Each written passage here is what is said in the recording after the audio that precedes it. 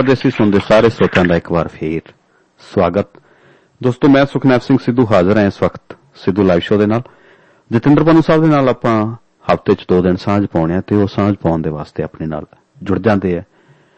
ਅੱਜ ਦਾ ਦਿਨ ਸਾਡੇ ਤੱਕ ਤੁਹਾਡੇ ਤੱਕ ਸਾਂਝ ਪਾਉਣ ਦੇ ਵਾਸਤੇ ਸਾਥ ਦੇ ਰਹੇ ਨੇ ਸਾਨੂੰ ਭਾਈ ਸੁਖਮਿੰਦਰ ਸਿੰਘ ਸੁੱਖਾ ਸੰਧੂ ਸਾਹਿਬ। ਆਪ ਬੇਸ਼ੱਕ ਹੁਣ ਰੋਡ ਦੇ ਉੱਤੇ ਆ ਪਰ ਅਸੀਂ ਏਅਰ ਤੇ ਆ ਉਹਨਾਂ ਦੀ ਬਦੌਲਤ। ਪੰਨੂ ਸਾਹਿਬ ਸਵਾਗਤ, ਸਤਿ ਸ਼੍ਰੀ ਅਕਾਲ ਜੀ। ਜੀ ਸ਼ੁਕਰੀਆ ਸੁਖਨਾਬ ਜੀ, ਸਤਿ ਸ਼੍ਰੀ ਅਕਾਲ। ਬਹੁਤ ਮਿਹਰਬਾਨੀ ਪੰਨੂ ਸਾਹਿਬ, ਤੁਸੀਂ ਜੁੜੇ ਹੋ। ਤੇ ਗੱਲ ਕਰੀਏ ਜੀ ਈਰਾਨ ਤੇ ਅਮਰੀਕਾ ਦੇ ਸੰਬੰਧਾਂ ਦੀ। ਕਹਿੰਦੇ ਜੰਗ ਦਾ ਖਤਰਾ ਫੇਰ ਮੰਡਰਾ ਰਿਹਾ ਸਿਰ ਤੇ, ਇੱਕ ਡਰੋਨ ਵੀ ਡਿੱਗੇ ਜਾਣ ਦੀਆਂ ਖਬਰਾਂ ਆ ਰਹੀਆਂ ਜੀ। ਦੇਖੋ, ਜਿਹੜਾ ਅਮਰੀਕਾ ਵਾਲਿਆਂ ਨੇ ਉਹਨਾਂ ਦਾ ਅਮਰੀਕਾ ਦਾ ਡਰੋਨ ਜਿਹੜਾ ਇਹਨਾਂ ਨੇ ਈਰਾਨ ਵਾਲਿਆਂ ਨੇ ਡਿੱਗਿਆ, ਉਹ ਦੁਨੀਆ ਦੇ ਸਭ ਤੋਂ ਮਹਿੰਗੇ ਜਿਹੜੇ ਡਰੋਨ ਆ ਉਹਨਾਂ ਚੋਂ ਇੱਕ ਹੈ ਤੇ ਬਹੁਤ ਕਾਸਟਲੀ ਹੈ ਤੇ ਉਹਨਾਂ ਹੀ ਉਹ ਤਾਕਤਵਰ ਵੀ ਹੈਗਾ ਜੀ। ਹੁਣ ਇਸ ਮੁੱਦੇ ਦੇ ਉੱਤੇ ਰੌਲਾ ਤੇ ਬਹੁਤ ਪੈਣਾ ਹੀ ਪੈਣਾ। ਉਹਨਾਂ ਨੇ ਜਿੰਨਾ ਮਹਿੰਗਾ ਉਹ ਡਰੋਨ ਉਹਨਾਂ ਦਾ ਸੀਗਾ, ਉਹ ਤਕਰੀਬਨ ਕਹਿੰਦੇ 18 ਕਰੋੜ ਡਾਲਰ ਦਾ ਇੱਕੋ ਸੀ। ਅੱਛਾ, ਏਡਾ ਵੱਡਾ ਮਹਿੰਗਾ ਜਿਹੜਾ ਡਰੋਨ ਆ 18 ਕਰੋੜ ਡਾਲਰ ਦਾ, ਤੁਸੀਂ ਸਮਝ ਲਓ। ਸਹੀ। ਅੱਛਾ, ਉਹ ਜਦੋਂ ਡਿੱਗਿਆ ਪਹਿਲਾਂ ਤਾਂ ਇਹਨਾਂ ਨੇ ਸਵੇਰੇ ਆਖਿਆ ਵੀ ਝੂਠ ਬੋਲਦੇ ਆ, ਬਾਅਦ ਵਿੱਚ ਇਹਨਾਂ ਨੇ ਮੰਨ ਲਿਆ ਕਿ ਉਹ ਸਾਡੀ ਸਮੁੰਦਰੀ ਫੌਜ ਦਾ ਡਰੋਨ ਸੀ ਜੀ, ਜਿਹੜਾ ਮਤਲਬ MQC ਟਾਈਟਨ ਕਿਸਮ ਦਾ ਸੀਗਾ ਜੀ। ਨਾਲ ਹੀ ਇਹਦੇ ਤੋਂ ਬਾਅਦ ਇਹ ਜਿਹੜਾ ਡੋਨਲਡ ਟਰੰਪ ਹੈ ਰਾਸ਼ਟਰਪਤੀ ਇਹਨਾਂ ਦਾ ਜੀ, ਉਹਨੇ ਖੜੇ ਪੈਰੀ ਚੇਤਾਵਨੀ ਦੇ ਦਿੱਤੀ ਕਿ ਈਰਾਨ ਨੇ ਡਰੋਨ ਤਾਂ ਡਿੱਗਿਆ ਪਰ ਇਹਨੂੰ ਮਹਿੰਗਾ ਪਊਗਾ, ਇਹਨੇ ਬਹੁਤ ਵੱਡੀ ਗਲਤੀ ਕਰ ਲਈ ਜੀ। ਹੁਣ ਉੱਥੋਂ ਦੀ ਸਾਨੂੰ ਅਮਰੀਕਾ ਦੀ ਸਥਿਤੀ ਵੀ ਅੰਦਰੂਨੀ ਸਮਝਣੀ ਚਾਹੀਦੀ ਹੈ ਕਿ ਅਜੇ ਇੱਕ ਦਿਨ ਪਹਿਲਾਂ ਫਲੋਰੀਡਾ 'ਚ ਰੈਲੀ ਕਰਕੇ ਜੀ ਤੇ ਡੋਨਲਡ ਟਰੰਪ ਨੇ ਆਪਣੀ ਚੋਣ ਮੁਹਿੰਮ ਸ਼ੁਰੂ ਕੀਤੀ ਹੈ ਦੂਸਰੀ ਵਾਰੀ ਰਾਸ਼ਟਰਪਤੀ ਬਣਨ ਵਾਸਤੇ ਜੀ।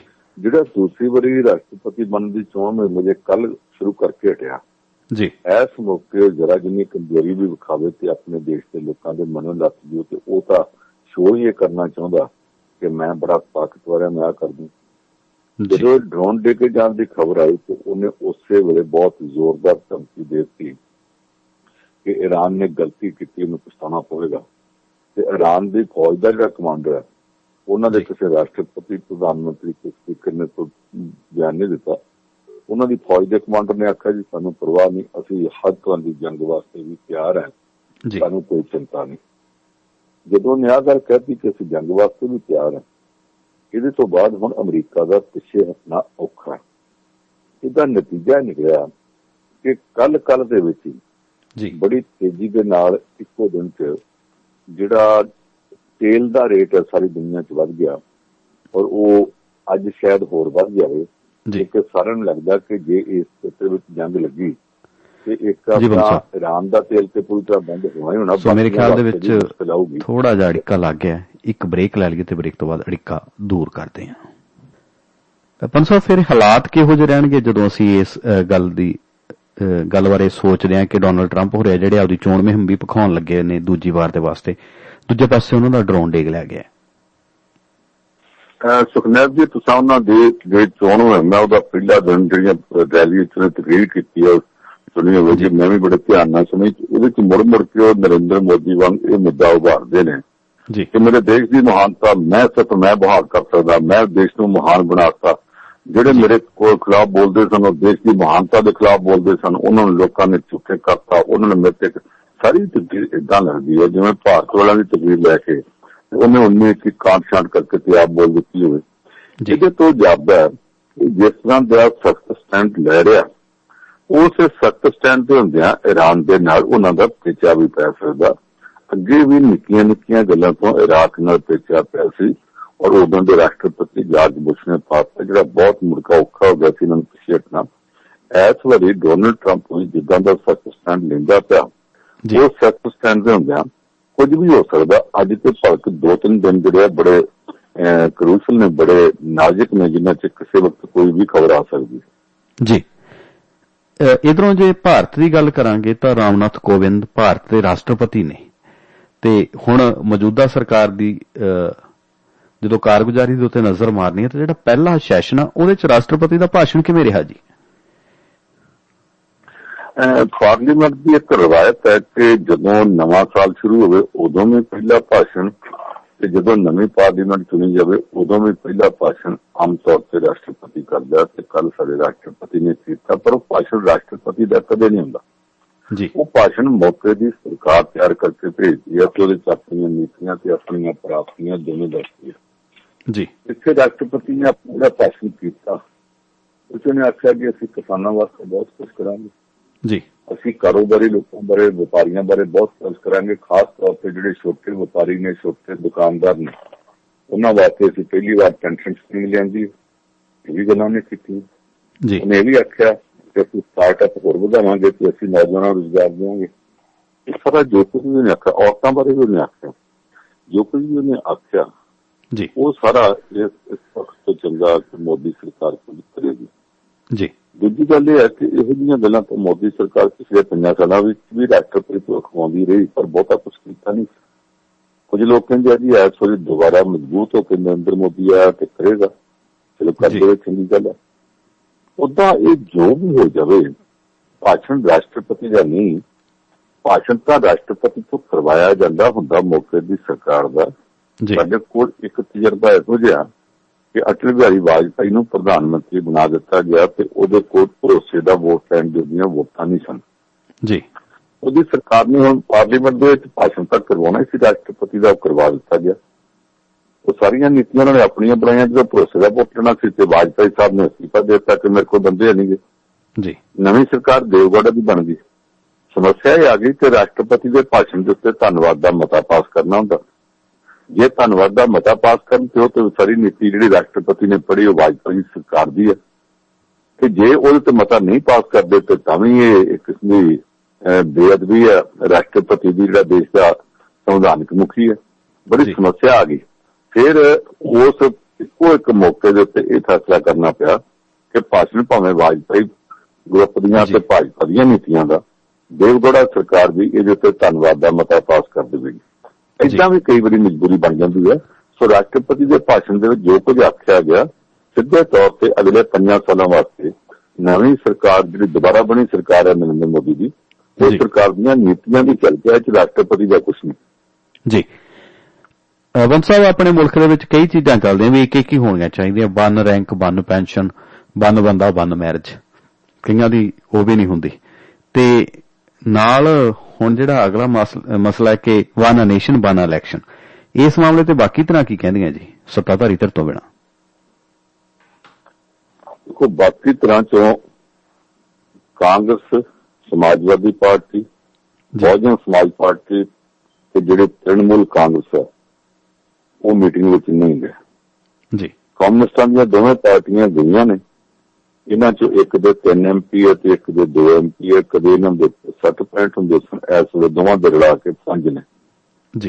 ये उत्थे गए पर फिर भी इन्हां ने ठोक के अपनी गल आखी कि असीं समझदे हां कि तुसीं गलत करदे पए आ, लुकवें तौर ते तुसीं इत्थे राष्ट्रपति राज लागू करना चाहुंदे आ ते अमरीका वर्गा राज लियाउणा चाहुंदे आ।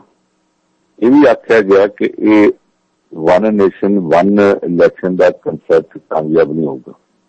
मेरी निजी तौर पर राय है कि भाजपा एक बड़ी तिखी चाल चलना चाहती है।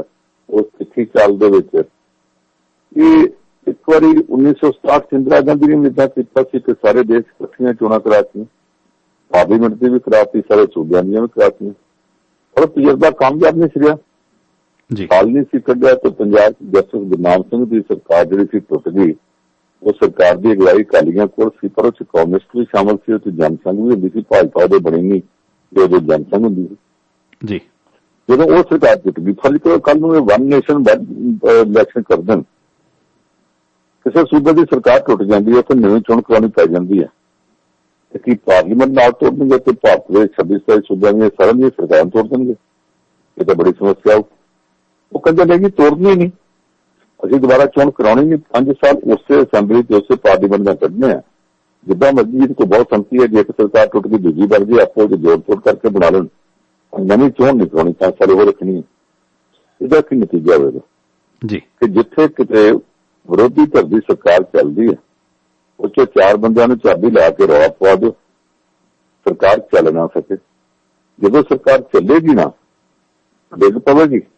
ਫਿਰ ਕੇਂਦਰ ਸਰਕਾਰ ਆਖੇਗੀ ਨਵੀਆਂ ਚੋਣਾਂ ਤਾਂ 5 ਸਾਲ ਹੋ ਨਹੀਂ ਸਕਦੀਆਂ, ਉਹਨਾਂ ਚਿਰ ਜੀ ਗਵਰਨਰ ਕੰਮ ਚਲਾਵੇਗਾ। ਗਵਰਨਰ ਜਿਸ ਤਰ੍ਹਾਂ ਅਫਸਰਾਂ ਦੇ ਰਾਹੀਂ ਕੰਮ ਚਲਾਉਂਦੇ ਹੁੰਦੇ ਆ, ਸਾਨੂੰ ਪੰਜਾਬ ਦੇ ਲੋਕਾਂ ਨੂੰ ਇਸ ਕਰਕੇ ਤਜਰਬਾ ਜੀ ਕਿ ਜਿਹੜਾ ਸਭ ਤੋਂ ਪਹਿਲਾਂ ਗਵਰਨਰੀ ਰਾਜ ਲਾਗੂ ਕੀਤਾ ਗਿਆ ਉਹ ਸਾਡੇ ਪੰਜਾਬ ਵਿੱਚ ਹੀ ਸੀਗਾ। ਉਦਾਂ ਪੰਜਾਬ ਤੋਂ ਪਹਿਲਾਂ ਜਿਹੜਾ ਜਿੱਥੇ ਅੱਜਕੱਲ ਮੱਧ ਪ੍ਰਦੇਸ਼ ਹੈ, ਇੱਥੇ ਵਿੰਧਿਆਚਲ ਹੁੰਦਾ ਸੀ। ਉਹਦੇ ਚ ਵਿੰਧਿਆਚਲ ਚ 10-12 ਜਿਹੜੇ ਪੁਰਾਣੇ ਰਾਜੇ ਸੀ ਉਹਨਾਂ ਦੀਆਂ ਰਿਆਸਤਾਂ ਤੋੜ ਕੇ ਤੇ ਇੱਕ ਸਾਂਝਾ ਰਾਜ ਬਣਾਇਆ ਸੀ, ਪਰ ਚੱਲ ਨਾ ਸਕਿਆ ਜੀ। ਉਹ ਤੋੜ ਕੇ ਰਾਸ਼ਟਰਪਤੀ ਰਾਜ ਬਣਾਇਆ ਸੀ, ਬਾਅਦ ਚ ਉੱਥੇ ਮੱਧ ਪ੍ਰਦੇਸ਼ ਬਣਾਤਾ ਸੀ। ਸੋ ਉਹਨੂੰ ਤਾਂ ਅਸੀਂ ਗਿਣੀਆਂ ਨਾ। ਭਾਰਤ ਵਿੱਚ ਸਭ ਤੋਂ ਪਹਿਲਾਂ ਜਿਹੜਾ ਸਰਕਾਰ ਤੋੜ ਕੇ ਰਾਸ਼ਟਰਪਤੀ ਰਾਜ ਲੱਗਾ ਉਹ ਪੰਜਾਬ ਦੀ ਗੋਪੀ ਚੰਦ ਭਾਰਗੋ ਸਰਕਾਰ ਤੋੜੀ ਜੀ। ਜਿਹੜਾ ਦੂਜਾ ਗਵਰਨਰੀ ਰਾਜ ਲੱਗਾ ਉਹ ਵੀ ਸਾਡੇ ਪੰਜਾਬ ਦੇ ਵਿੱਚ ਪੈਪਸੂ ਹੁੰਦਾ ਸੀ, Patiala and East Punjab States Union, ਇਹਨਾਂ ਦੀ ਵੱਖਰੀ ਸਰਕਾਰ ਸੀ। ਉਹਨੂੰ ਤੋੜ ਕੇ ਗਵਰਨਰੀ ਰਾਜ ਲੱਗਾ ਤੇ ਉਹਨੂੰ ਮੁੜ ਕੇ ਉਂਝ ਹੀ ਪੈਪਸੂ ਨੂੰ ਤੋੜ ਕੇ ਪੰਜਾਬ 'ਚ ਸ਼ਾਮਿਲ ਕਰਤਾ ਜੀ। ਇਹ ਸਾਰਾ ਕੁਝ ਜੋ ਉਦੋਂ ਹੋ ਚੁੱਕਾ ਸੀ। ਇਸ ਦੇ ਬਾਅਦ ਵਿੱਚ ਅੱਜ ਜਦੋਂ ਆਪਰੇਸ਼ਨ ਬਲੂ ਸਟਾਰ ਹੋਇਆ, ਇਹਦੇ ਤੋਂ ਪਹਿਲਾਂ ਹੀ ਗਵਰਨਰੀ ਰਾਜ ਪੰਜਾਬ 'ਚ ਲੱਗ ਗਿਆ ਸੀ 1983 'ਚ। ਅਸੀਂ ਇਹ ਮੁੜ ਕੇ ਕਿੰਨਾ ਲੰਮਾ ਸਮਾਂ ਗਵਰਨਰੀ ਰਾਜ ਭੁਗਤਿਆ, ਸਾਨੂੰ ਤੇ ਪਤਾ ਗਵਰਨਰ ਦਾ ਰਾਜ ਵਿੱਚ ਕੀ ਹੁੰਦਾ, ਇਸ ਕਰਕੇ ਅਸੀਂ ਕਦੇ ਵੀ ਸਹਿਮਤ ਨਹੀਂ ਹੋ ਸਕਦੇ ਜੀ। ਦੂਜਾ ਤਰੀਕਾ ਫਿਰ ਇਹ ਹੋਵੇਗਾ ਕਿ ਨਵੀਂ ਚੋਣ ਕਰਾਉਣੀ ਨਹੀਂ। ਅੱਜ ਕੱਲ੍ਹ ਇਹ ਰਿਵਾਜ ਹੈ ਕਿ ਜੇ ਕੋਈ ਮੁੱਖ ਮੰਤਰੀ ਅਸਤੀਫਾ ਦੇ ਜੀ ਤੇ ਗਵਰਨਰ ਕੋਲ ਦੋ ਢੰਗ ਹੁੰਦੇ ਆ। ਇੱਕ ਤਾਂ ਇਹ ਕਿ ਅਸਤੀਫਾ ਪ੍ਰਵਾਨ ਕਰੇ ਤੇ ਸਾਰੇ ਅਧਿਕਾਰ ਆਪਣੇ ਕੋਲ ਲੈ ਲੇ। ਦੂਜਾ ਉਹ ਇਹ ਕਰਦਾ ਹੁੰਦਾ ਕਿ ਮੁੱਖ ਮੰਤਰੀ ਨੂੰ ਆਖੇ ਠੀਕ ਹੈ ਤੂੰ ਅਸਤੀਫਾ ਦੇ ਦਿੱਤਾ, ਪਰ ਜਿਹੜੇ ਨਵੇਂ ਪ੍ਰਬੰਧ ਹੋਣ ਤੱਕ ਸਰਕਾਰ ਦਾ ਕੰਮਕਾਜ ਤੂੰ ਹੀ ਚਲਾਈ ਜਾ ਜੀ ਕਰਦੇ ਹੁੰਦੇ। ਇਹਦਾ ਮਤਲਬ ਇਹ ਹੋਵੇਗਾ ਕਿ ਜੇ ਕੱਲ ਨੂੰ ਕੋਈ ਕਾਂਗਰਸੀ ਮੁੱਖ ਮੰਤਰੀ ਅਸਤੀਫਾ ਦੇਵੇ ਤੇ ਗਵਰਨਰ ਦਾ ਅਸਤੀਫਾ ਪ੍ਰਵਾਨ ਕਰਕੇ ਇੱਥੇ ਦਾ ਚੱਲਾ ਜਾ ਕਰਨ ਜੀ। ਪਰ ਜੇ ਕੋਈ ਭਾਜਪਾ ਦੀ ਹਮਾਇਤ ਵਾਲਾ, ਅੱਜ ਕੋਈ ਸ਼ਿਵ ਸੈਨਾ ਵਾਲਾ ਹੋ ਗਿਆ, ਤੇ ਇੱਥੇ ਜਿੱਦਾਂ ਦਾ TRS ਵਾਲਾ ਉੱਥੇ ਤੇਲੰਗਾਨਾ 'ਚ ਇਹਨਾਂ ਦੀ ਮਰਜ਼ੀ ਦਾ ਹੋਇਆ ਤੇ ਉਹ ਅਸਤੀਫਾ ਦੇਣ ਤੋਂ ਬਾਅਦ ਵੀ ਉਹਨੂੰ ਕਹਿਣਗੇ ਠੀਕ ਹੈ ਅਜੇ ਤੂੰ ਕੰਮ ਚਲਾਈ ਚੱਲ, ਜਦ ਤੱਕ ਨਵੀਂ ਸਰਕਾਰ ਨਹੀਂ ਬਣਦੀ। ਕੰਮ 3 ਦਿਨ ਚਲਾਉਣਾ ਤੇ 3 ਸਾਲ ਚਲਾਉਣਾ ਇਹਨਾਂ ਦੀ ਮਰਜ਼ੀ ਹੈ। ਇਹ ਸਾਰਾ ਫਾਰਮੂਲਾ ਹੀ ਗਲਤ ਹੋਵੇਗਾ। ਇਸ ਕਰਕੇ ਇਹਨਾਂ ਨੇ ਮੀਟਿੰਗ ਕੀਤੀ ਹੈ, ਇਹਨਾਂ ਨੂੰ ਮੀਟਿੰਗ ਕਰਨ ਦਾ ਹੱਕ ਸੀ, ਪਰ ਬਹੁਤਾ ਕਰਕੇ ਇਹ ਸਮਝਿਆ ਜਾਂਦਾ ਕਿ ਇਹ ਤਰੀਕਾ ਠੀਕ ਨਹੀਂ ਗਾ, ਇਹ ਦੇਸ਼ ਵਾਸਤੇ ਫਾਇਦੇਮੰਦ ਨਹੀਂ ਸਾਬਤ ਹੋ ਸਕਦਾ ਜੀ। ਪੰਨੂ ਸਾਹਿਬ, ਬਿਹਾਰ ਦੇ ਵਿੱਚ ਇੱਕ ਬੁਖਾਰ ਹੈ, ਬੇਸ਼ੱਕ ਹੁਣ ਮੈਂ ਅੱਜ ਨਜ਼ਰ ਵੀ ਮਾਰਦਾ ਸੀ ਕਿ ਹੋਰ ਵੀ ਦੇਸ਼ ਦੇ ਹਿੱਸਿਆਂ ਦੇ ਵਿੱਚ ਇਹ ਸਮੇਂ-ਸਮੇਂ ਤੇ ਹੁੰਦਾ ਰਿਹਾ, ਪਰ ਉੱਥੋਂ ਦੇ ਸਿਆਸਤਦਾਨ, ਉੱਥੇ ਪਹੁੰਚਿਆ ਮੀਡੀਆ ਜਮਾਂ ਹੀ ਸ਼ਰਮ ਲਾਹੀ ਬੈਠਾ ਜੀ। 150 ਦੇ ਕਰੀਬ ਮੌਤਾਂ ਦਾ ਅੰਕੜਾ ਸਾਹਮਣੇ ਆ ਗਿਆ। ਦੇਖੋ ਜਿਹੜੇ ਉੱਥੇ ਬੁਖਾਰ ਆ ਉਹ ਡਾਕਟਰ ਇਹ ਕਹਿੰਦੇ ਜੀ ਲੀਚੀ ਖਾਣ ਨਾਲ ਹੈ ਜੀ, ਤੇ ਲੀਚੀ ਤੇ ਇੱਥੇ 500 ਸਾਲਾਂ ਤੋਂ ਹੁੰਦੀ ਪਈ ਆ। ਉਦੋਂ ਦਾ ਤੇ ਕੋਈ ਲੋਕੀ ਬੁਖਾਰ ਨਾਲ ਮਰੇ ਨਹੀਂ, ਇਸ ਵਾਰੀ ਕਿਉਂ ਮਰੇ ਨੇ? ਔਰ ਸਾਰੇ ਦੇ ਸਾਰੇ ਗਰੀਬ ਲੋਕ ਵਿਚਾਰੇ ਮਰਦੇ ਪਏ, ਉੱਥੇ ਪ੍ਰਬੰਧ ਕੋਈ ਹੈ ਨਹੀਂ ਗਾ। ਜਿਹੜਾ ਮੁੱਖ ਮੰਤਰੀ ਨੀਤੀਸ਼ ਕੁਮਾਰ ਹੈ, ਇਹਨੂੰ ਸੁਸ਼ਾਸਨ ਬਾਬੂ ਕਹਿੰਦੇ ਆ। ਸੁਸ਼ਾਸਨ ਰਾਜ ਕਰਨਾ ਦਾ ਤੇ ਸੁਸ਼ਾਸਨ ਦਾ ਮਤਲਬ ਕਿ ਸੁਚੱਜਾ ਰਾਜ ਕਰਨਾ ਜੀ। ਇਸ ਵੇਲੇ ਲੋਕਾਂ ਨੂੰ ਇਹ ਮੰਨ ਲੈਣਾ ਚਾਹੀਦਾ ਕਿ ਮਮਤਾ ਬੈਨਰਜੀ ਤੋਂ ਬਾਅਦ ਅਗਲਾ ਜਿਹੜਾ ਮੁੱਖ ਮੰਤਰੀ ਭਾਜਪਾ ਦੀ ਮਾਰ ਹੇਠ ਉਹ ਨੀਤੀਸ਼ ਕੁਮਾਰ ਹੈ ਜੀ। BJP ਵਾਲੇ ਆਪ ਕੁਛ ਨਹੀਂ ਕਹਿ ਰਹੇ, ਪਰ ਜਿਹੜੇ ਉਹਨਾਂ ਦੇ ਦੋਸਤ ਮੀਡੀਆ 'ਚ ਬੈਠੇ ਉਹਨਾਂ ਨੇ ਰਾਤ ਦਿਨ ਨੀਤੀਸ਼ ਕੁਮਾਰ ਦੇ ਖਿਲਾਫ ਮੁਹਿੰਮ ਚਲਾਈ ਹੈ। ਤੇ ਕਰਦਾ ਕੀ ਹੈ ਇਹਨੂੰ ਪਤਾ ਕੱਖ ਨਹੀਂ। ਦੁਨੀਆ ਕਿੱਥੇ ਵਸਦੀ, ਇੱਕ ਜਾਂਦਾ ਹੀ ਨਹੀਂ, ਲੋਕ ਮਰਦੇ ਪਏ ਆ। ਲੋਕ ਤਾਂ ਉਦੋਂ ਵੀ ਮਰਦੇ ਜੇ ਤੁਸੀਂ ਨਾਲ ਸੀ, ਹੁਣ ਵੀ ਨਾਲ ਨੇ, ਪਰ ਹੁਣ ਆਪ ਚੁੱਪ ਨੇ ਤੇ ਉਹਦੇ ਉੱਤੇ ਹਮਲਾ ਕਰਾ ਰਿਹਾ ਕਿਉਂਕਿ ਉਹਨੇ ਕੇਂਦਰ ਦੀ ਸਰਕਾਰ 'ਚ ਸ਼ਾਮਲ ਹੋਣ ਤੋਂ ਨਾ ਕਰਤੀ ਹੈ। ਇਸ ਗੱਲ ਦਾ ਗੁੱਸਾ ਕੱਢ ਰਿਹਾ, ਉਹਦੀ ਨਾਰਾਜ਼ਗੀ ਕਿਉਂ, ਉਹਨੂੰ ਦਬਾਅ ਪਾ ਰਿਹਾ ਕਿ ਕਿਸੇ ਤਰੀਕੇ ਥੱਲੇ ਲੱਗੇ।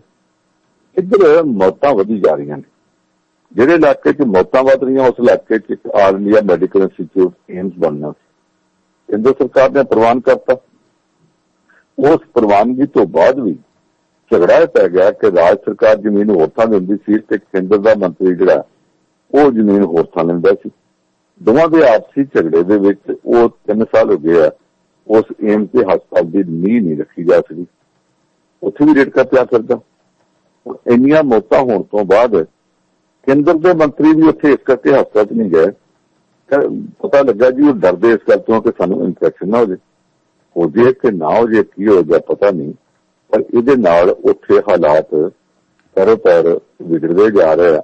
ਉਹਨਾਂ ਵਿਗੜੇ ਹਾਲਾਤ ਦੇ ਕਾਰਨ ਜੋ ਕੁਝ ਸਾਹਮਣੇ ਆ ਰਿਹਾ ਉਹਦੇ ਤੋਂ ਮਤਲਬ ਅਸੀਂ ਇਹ ਸਮਝ ਸਕਦੇ ਹਾਂ ਕਿ ਗੱਲ ਕੱਲੀ ਇੱਕ ਹਸਪਤਾਲ ਦੇ ਵਿੱਚ ਬੱਚਿਆਂ ਦੇ ਮਰਨ ਦੀ ਨਹੀਂ, ਬੱਚੇ ਮੌਤਾਂ ਤਾਂ 200 ਦੇ ਨੇੜੇ ਪਹੁੰਚ ਗਈਆਂ ਨੇ। ਗੱਲ ਦੇ ਪਿੱਛੇ ਰਾਜਨੀਤਿਕ ਵੀ ਹੈਗੀ ਆ। ਕੱਲ ਇੱਕ ਖਬਰ ਆਈ ਆ ਹਰਿਆਣੇ ਤੋਂ, ਦਿੱਲੀ ਜਿੱਥੇ ਇੰਟਰਨੈਸ਼ਨਲ ਏਅਰਪੋਰਟ ਹੈ, ਇੰਦਰਾ ਗਾਂਧੀ ਏਅਰਪੋਰਟ, ਉਹਦੇ ਤੋਂ 1 ਕਿਲੋਮੀਟਰ ਦੇ ਉੱਤੇ ਗੁੜਗਾਉਂ ਸ਼ਹਿਰ ਹੁੰਦਾ ਸੀ, ਉਹਦਾ ਨਵਾਂ ਨਾਂ ਇਹਨਾਂ ਨੇ ਗੁਰੂਗ੍ਰਾਮ ਰੱਖ ਦਿੱਤਾ। ਉਸ ਗੁਰੂਗ੍ਰਾਮ ਸ਼ਹਿਰ ਦੇ ਵਿੱਚ ਵੀ ਮੌਤਾਂ ਹੋਈਆਂ ਨੇ ਬੜੀ ਤੇਜ਼ੀ ਨਾਲ, ਤੇ ਥੋੜੇ ਜਿਹੇ ਦਿਨਾਂ ਚ ਹਫ਼ਤੇ ਦੇ ਅੰਦਰ ਅੰਦਰ 110 ਮੌਤਾਂ ਹੋ ਗਈਆਂ, ਜਾਂ ਬੱਚਿਆਂ ਦੀਆਂ ਤੇ ਜਾਂ ਡਿਲੀਵਰੀ ਹੋਏ ਔਰਤਾਂ ਦੀਆਂ। ਜਦੋਂ ਰੌਲਾ ਪੈ ਗਿਆ ਔਰ ਹੈਲਥ ਡਿਪਾਰਟਮੈਂਟ ਨੇ ਅੰਕੜੇ ਦਿੱਤੇ ਆ, ਹੁਣ ਇਨਕੁਆਇਰੀ ਦਾ ਆਰਡਰ ਹੋ ਗਿਆ, ਜੇ ਦਿੱਲੀ ਰਾਜਧਾਨੀ ਦੀ ਫਿਰਨੀ ਉੱਤੇ ਇੱਕ ਹਫ਼ਤੇ 'ਚ 110 ਮੌਤਾਂ ਹੋ ਜਾਂਦੀਆਂ ਨੇ, ਉਹਦਾ ਰੌਲਾ ਘੱਟ ਪੈ ਰਿਹਾ ਤੇ ਬਿਹਾਰ ਦਾ ਵੱਧ ਪੈ ਰਿਹਾ। ਉਹਦਾ ਕਾਰਨ ਇੱਕ ਇਹ ਵੀ ਹੈ ਕਿ ਮੀਡੀਆ ਦਾ ਇੱਕ ਹਿੱਸਾ ਇਸ ਵੇਲੇ ਇੱਕ ਨਵੀਂ ਰਾਜਨੀਤੀ ਖੇਡ ਰਿਹਾ। ਜੀ ਪੰਜ ਸਾਹਿਬ, ਰਾਜਨੀਤੀ ਦੇ ਵਿੱਚ ਬੜਾ ਕੁਛ ਆ ਜਾਂਦਾ ਜਦੋਂ ਅਸੀਂ ਦੇਖਦੇ ਹਾਂ। ਇੱਕ ਵੇਲਾ ਸੀ, ਪਿਛਲੀ ਇਲੈਕਸ਼ਨ ਦੀ ਗੱਲ ਅਸੀਂ ਹਰਿਆਣੇ ਦੀ ਕਰਦੇ ਹਾਂ, ਤਾਂ ਅਕਾਲੀ ਦਲ ਬੀਜੇਪੀ ਦੇ ਵਿਰੁੱਧ ਮੈਦਾਨ ਦੇ ਵਿੱਚ ਸੀ। ਹੁਣ ਉਹਨਾਂ ਦੇ ਨਾਲ ਰਲ ਕੇ ਤੁਰਨਾ ਚਾਹੁੰਦਾ ਹੈ। 90 ਸੀਟਾਂ ਕਹਿੰਦੇ ਤੀਜਾ ਹਿੱਸਾ ਤਾਂ ਸਾਡਾ ਬਣਦਾ ਹੀ ਬਣਦਾ, 30 ਦੇ ਦਿਓ। ਤੀਸਰੇ ਹਿੱਸੇ ਦੀ ਸੇਵ ਕਰਕੇ ਇਹਨਾਂ ਤੋਂ ਲੈਣਗੇ ਕੀ ਜੀ? ਉਹਨਾਂ ਨੇ ਇਹ ਕਹਿ ਦਿੱਤਾ ਕਿ ਅਸੀਂ ਇੰਨੀਆਂ ਨਹੀਂ ਦੇਣੀਆਂ। ਉਹਨਾਂ ਨੂੰ ਪਿਛਲੀ ਵਾਰੀ ਦਾ ਗੁੱਸਾ, ਉਦੋਂ ਜੋ ਕੁਛ ਇਹਨਾਂ ਨੇ ਅਕਾਲੀਆਂ ਨੇ ਕੀਤਾ ਸੀ ਚਟਾਲਿਆਂ ਨਾਲ ਰਲ ਕੇ, ਬੀਜੇਪੀ ਦੇ ਖਿਲਾਫ ਭੰਡੀ ਪ੍ਰਚਾਰ ਇਹਨਾਂ ਕੋਈ ਕਸਰ ਨਹੀਂ ਸੀ ਛੱਡੀ। ਤੇ ਬੀਜੇਪੀ ਨੇ ਅਕਾਲੀਆਂ ਨੂੰ ਰੋਕਣ ਵਾਸਤੇ ਨਵਜੋਤ ਸਿੱਧੂ ਲਿਆਂਦਾ ਸੀ, ਉਹ ਰਾਤ ਦਿਨ ਦੂਜੇ ਪਾਸੇ ਚੱਲਦਾ ਰਿਹਾ। ਬਾਅਦ ਚ ਇਹਨਾਂ ਦੀ ਆਪਸ ਵਿੱਚ ਸਹਿਮਤੀ ਹੋ ਗਈ, ਨਵਜੋਤ ਸਿੱਧੂ ਨੂੰ ਕੱਢਤਾ, ਉਹ ਮੁੜ ਕੇ ਕਾਂਗਰਸ ਉੱਤੇ ਆ ਗਿਆ। ਉਹਦੇ ਇੱਥੇ ਆ ਕੇ ਵੀ ਪੈਰ ਨਹੀਂ ਲੱਗਦੇ ਪਏ ਕਿਉਂਕਿ ਉਹ ਹਾਰਡਲਾਈਨਰ ਹੈ। ਹੁਣ ਇੱਥੇ ਅਕਾਲੀਆਂ ਨੇ ਜਾ ਕੇ ਮੰਗ ਕਰ ਦਿੱਤੀ ਹੈ ਕਿ ਸਾਨੂੰ 30 ਸੀਟਾਂ ਚਾਹੀਦੀਆਂ। ਉਹ ਕਹਿੰਦੇ ਜੀ ਅੱਗੇ ਕਦੇ ਤੁਸੀਂ ਉੱਥੇ 3 ਸੀਟਾਂ ਵੀ ਲੜੀਆਂ, ਅੱਜ ਤੱਕ ਪਹਿਲੇ ਇਹ ਤਾਂ ਦੱਸੋ। ਚਟਾਲਿਆਂ ਦੇ ਨਾਲ ਇੰਨੀ ਸਾਂਝ ਸੀ ਅਕਾਲੀਆਂ ਦੀ ਜੀ। ਇੱਕ ਵਾਰੀ ਸੁਖਬੀਰ ਸਿੰਘ ਬਾਦਲ ਨੇ ਜਾ ਕੇ ਚਟਾਲਿਆਂ ਨੂੰ ਆਖਿਆ ਕਿ ਅਸੀਂ ਹਰਿਆਣੇ 'ਚ ਪੈਰ ਲਾਉਣਾ ਚਾਹੁੰਦੇ ਜੀ, ਤੇ ਸਾਨੂੰ ਕੋਈ ਸੀਟਾਂ ਦੇ ਦਿਓ। ਕਰ ਕਰਾ ਕੇ ਉਹਨਾਂ ਨੇ ਅਕਾਲੀ ਦਲ ਨੂੰ ਸਿਰਫ 2 ਸੀਟਾਂ ਛੱਡੀਆਂ, ਜਿਨ੍ਹਾਂ 'ਚ ਇੱਕ ਜਿੱਤ ਗਏ ਤੇ ਇੱਕ ਹਾਰ ਗਏ ਜੀ। ਜਿਹੜੀਆਂ 2 ਸੀਟਾਂ ਛੱਡੀਆਂ, ਉਹ ਦੋਵੇਂ ਬੰਦੇ ਵੀ ਇਹਨਾਂ ਦੇ ਅਕਾਲੀ ਨਹੀਂ ਸੀ, ਉਹ ਪਹਿਲਾਂ ਐਮਐਲਏ ਪਾਰਟੀ ਦੇ ਚਟਾਲਿਆਂ ਵੱਲੋਂ ਐਮਐਲਏ ਰਹਿ ਚੁੱਕੇ ਸੀ। ਉਹਨਾਂ ਨੇ ਅਕਾਲੀ ਦਲ ਵੱਲੋਂ ਖੜੇ ਕਰਤਾ। ਉਹਨਾਂ 'ਚ ਜਿਹੜਾ ਇੱਕ ਜਿੱਤ ਗਿਆ ਬਲਕੌਰ ਸਿੰਘ, ਉਹ ਜਿੱਦਣ ਸਤਲੁਜ ਦਾ ਲਿੰਕ ਨਹਿਰ ਦਾ ਮੋਰਚਾ ਸੀ, ਅਕਾਲੀਆਂ ਨੇ ਇੱਧਰੋਂ ਹਰਿਆਣਾ ਦੇ ਖਿਲਾਫ ਮੋਰਚਾ ਲਾਇਆ ਸੀ, ਤੇ ਉਹ ਅਕਾਲੀ ਦਲ ਦਾ ਐਮਐਲਏ ਜਿਹਦੀ ਟਿਕਟ ਜਿਹਨੂੰ ਸੁਖਬੀਰ ਸਿੰਘ ਬਾਦਲ ਨੇ ਦਿੱਤੀ ਸੀ, ਉਹ ਦੂਜੇ ਪਾਸੋਂ ਹਰਿਆਣੇ 'ਚ ਟਰਾਲੀਆਂ ਲੈ ਕੇ ਤੇ ਚਟਾਲਿਆਂ ਦੀ ਪਾਰਟੀ ਨਾਲ ਪੰਜਾਬ ਦੇ ਖਿਲਾਫ ਆ ਰਿਹਾ ਸੀ। ਲੋਕੀ ਕਹਿੰਦੇ ਸੀ ਸੁਖਬੀਰ ਸਿੰਘ ਜੀ, ਉਹ ਤੁਹਾਡਾ ਤਾਂ ਆਪਣਾ ਹੀ ਐਮਐਲਏ ਤੁਹਾਡੇ ਖਿਲਾਫ ਆ ਰਿਹਾ। ਹੁਣ ਉਹ ਭਾਜਪਾ ਵਾਲੇ ਕਹਿੰਦੇ ਜੀ ਚਟਾਲਿਆਂ ਨਾਲ ਤੁਹਾਡੀ ਇਹਨਾਂ ਚ ਸਾਂਝ ਰਹੀ ਆ, ਤੁਸੀਂ ਹੁਣ ਤੱਕ ਉਹਨਾਂ ਤੋਂ ਕਿੰਨੀਆਂ ਸੀਟਾਂ ਲੈਂਦੇ ਸੀ? ਇਹਦਾ ਜਵਾਬ ਅਕਾਲੀਆਂ ਕੋਲ ਕੋਈ ਨਹੀਂ, ਕਿਉਂਕਿ ਚਟਾਲਿਆਂ ਤੋਂ ਲੈਂਦੇ ਕਿੱਥੇ ਸੀ। ਏਦਾਂ ਵੀ ਇਹਨਾਂ ਦੇ ਉੱਥੇ ਪੱਲੇ ਹੈ ਨਹੀਂ ਕੁਛ। ਅੱਜ ਉੱਥੇ ਜਾ ਕੇ ਹਰਿਆਣੇ 'ਚ ਖਲੋ ਜਾਣ, ਉੱਥੋਂ ਦੀ ਕਤਾਰਬੰਦੀ 'ਚ 3 ਤਰ੍ਹਾਂ ਹੋ ਸਕਦੀਆਂ। ਪਹਿਲੀ ਤੇ ਜਿਹੜੇ ਉਹ ਭਾਜਪਾ, ਦੂਜੀ ਤੇ ਕਾਂਗਰਸ ਹੋ ਸਕਦੀ ਹੈ, ਤੇ ਤੀਜੀ ਚਟਾਲੇ ਇਕੱਠੇ ਹੋ ਜਾਣ ਜਾਂ 2 ਗਰੁੱਪ ਅੱਡੋ ਅੱਡ ਰਹਿਣ, ਉਹ ਹੋ ਸਕਦੇ। ਅਕਾਲੀਆਂ 'ਚ ਤਰੀ ਕੋਈ ਨਹੀਂ। ਇਹਨਾਂ ਨੇ 30 ਸੀਟਾਂ ਮੰਗਦੀਆਂ ਨੇ ਤੇ ਉਹਦੇ ਉੱਤੇ ਜ਼ੋਰ ਦਿੰਦੇ ਪਏ, ਇਸ ਕਰਕੇ ਕਿ 30 ਤੋਂ ਚੱਲਦੇ 15 ਤੇ ਆਓ, 15 ਤੋਂ 10 ਤੇ ਆਓ, ਨਹੀਂ ਤੇ ਘੱਟੋ ਘੱਟ 5 ਹੀ ਲੈ ਲਓ।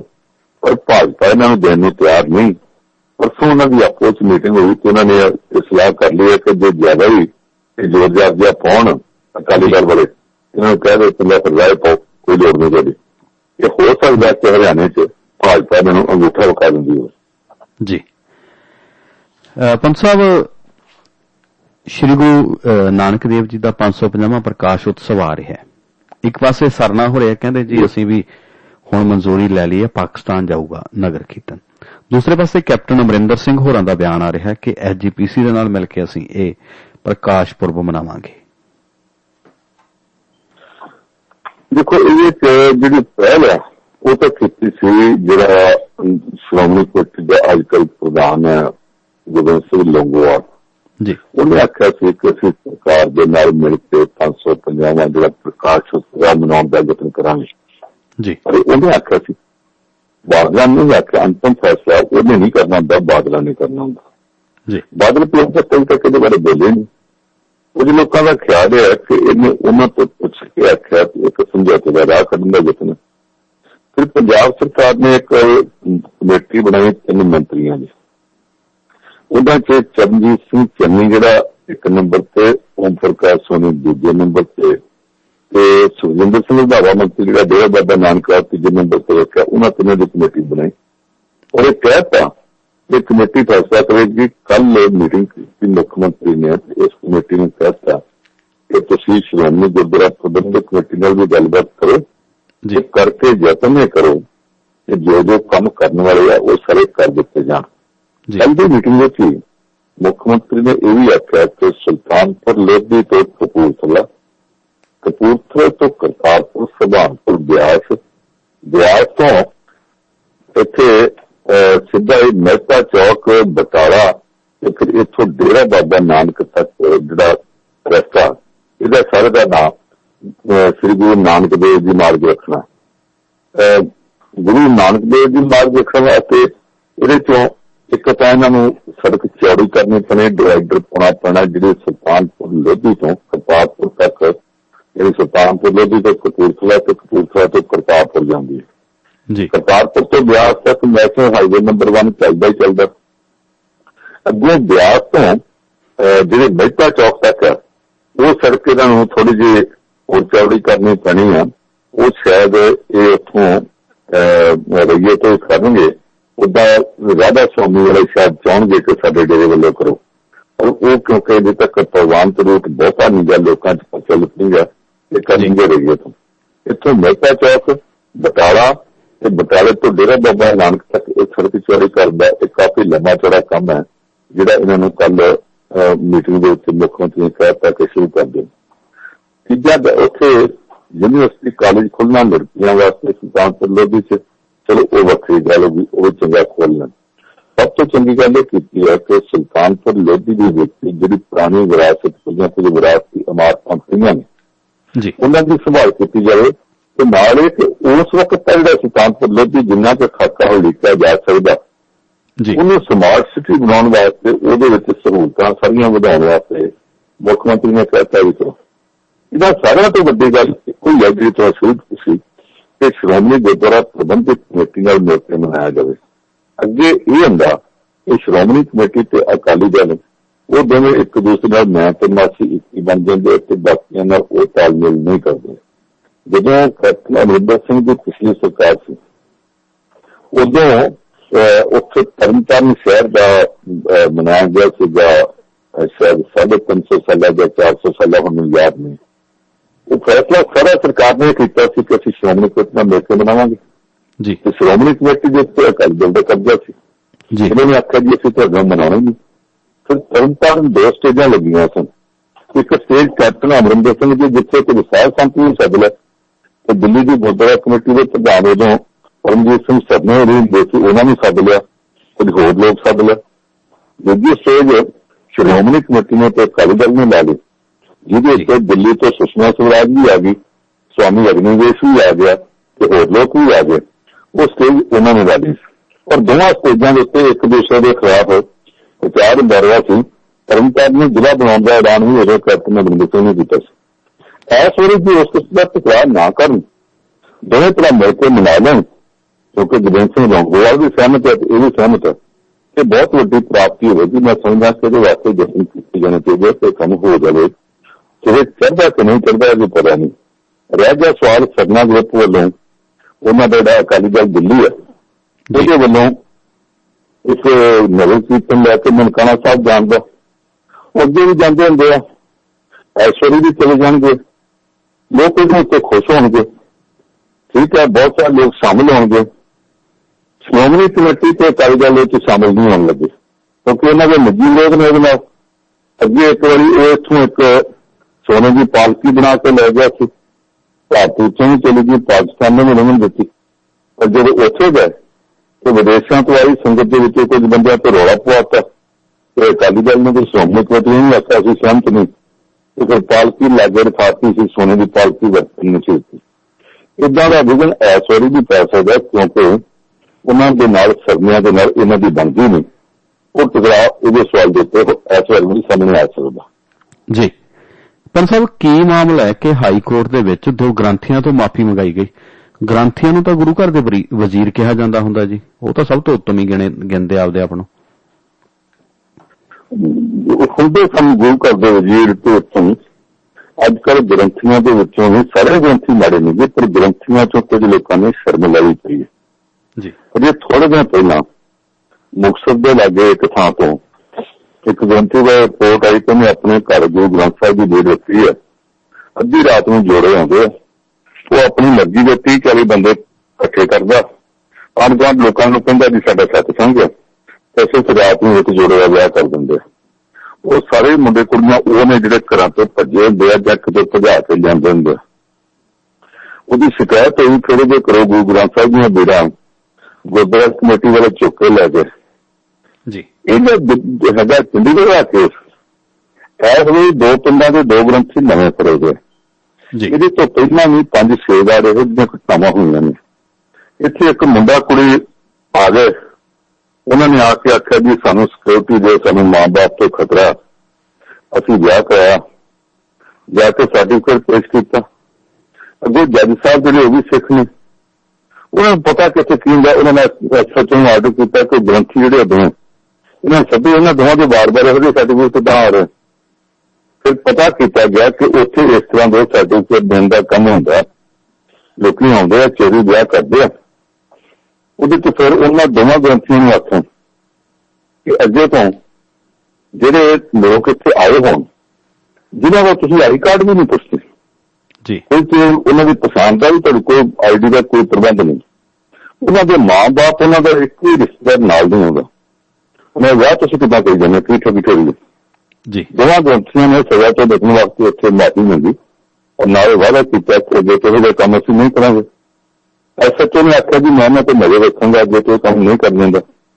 ਪਰ ਇਹ ਤਾਂ ਇਸ ਵਾਰੀ ਹੋਇਆ ਨਾ ਉੱਥੋਂ ਦੇ ਨੇੜਲੇ 2 ਪਿੰਡਾਂ ਦੇ। ਇਹਦੇ ਤੋਂ ਪਹਿਲਾਂ ਚੰਡੀਗੜ੍ਹ ਦੀ ਇੱਕ ਨੁੱਕੜ ਵਿੱਚ ਹੀ ਚੰਡੀਗੜ੍ਹ ਤੋਂ ਮੋਹਾਲੀ ਦੇ ਵਿਚਾਲੇ ਜੇ ਇਹ ਜਿਹਾ ਇੱਕ ਗੁਰਦੁਆਰਾ ਬਣਿਆ ਸੀ। ਉੱਥੇ ਹੀ ਇੱਕ ਪੰਡਤ ਸੀ ਜਿਹੜਾ ਮੁੰਡੇ ਕੁੜੀਆਂ ਦਾ ਵਿਆਹ ਕਰਾਉਂਦਾ ਸੀ। ਉੱਥੇ ਹੀ ਇੱਕ ਮੌਲਵੀ ਇੱਕ ਈਸਾਈ ਵੀ ਸੀ। ਉਦੋਂ ਕਹਾਣੀ ਦੂਸਰੀ ਪਤਾ ਲੱਗੀ ਸੀ ਕਿ ਅਸਲ ਵਿੱਚ ਵਕੀਲਾਂ ਦਾ ਇੱਕ ਗਰੁੱਪ ਹੈ।